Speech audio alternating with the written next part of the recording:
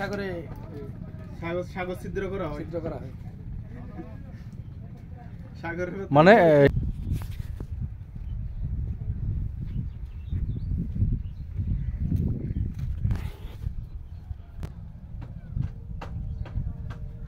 কাঁচা কিনতে পাওয়া যায় না কি ভিডিও হয়নি এটা হলো ছুরি এই ছুরিগুলো ছুরি শুটকিগুলো এভাবেই উল্টিয়ে উল্টিয়ে এটা কিন্তু এই দেখেন এটা পেঁয়াজ দিয়ে দিছে জানে যেন এটা ভিতরের সাইড এবং বাহির সাইডটা ভালো মতো শুকাতে পারে আর কি।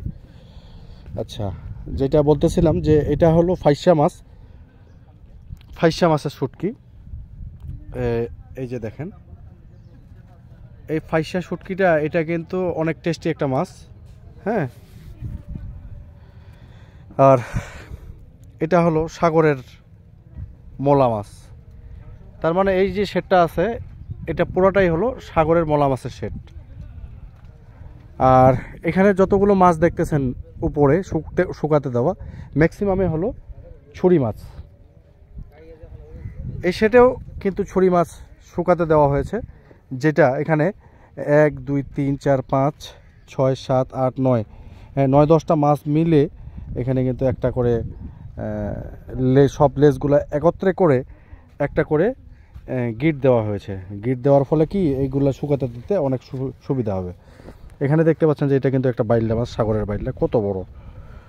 হ্যাঁ আর এই মাছটি তো অনেক অনেক টেস্টি এবং এই মাছগুলো শুকনো মাছ, এই শুটকিগুলো কিন্তু আমিষের একটা ভালো উৎস। এগুলোতে আমিষের পরিমাণ অনেক বেশি থাকে, প্রোটিন বেশি থাকে, আপনার আয়রন বেশি থাকে, মানে সব কিছুই একটু বেশি বেশি থাকে এইগুলোতে শুটকি মাছে।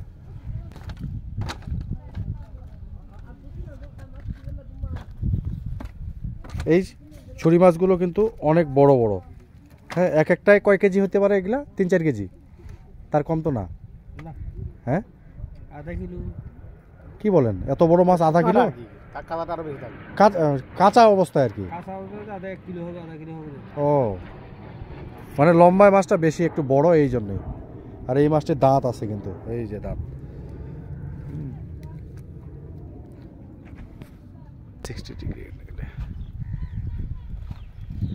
এভাবেই মাছ শুকিয়ে শুটকি হয়ে তারপরেই আমাদের মাঝে চলে যায়।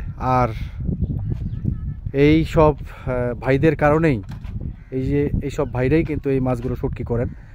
তারা যদি না থাকতো তাহলে কিন্তু আমরা শুটকি খেতে পারতাম না। হ্যাঁ ধন্যবাদ তাদেরকে, যারা কঠোর পরিশ্রম করে এই শুটকিগুলো উৎপাদন করেন, গভীর জলে গিয়ে সমুদ্রে গিয়ে মাছ ধরে। সবাইকে অসংখ্য ধন্যবাদ।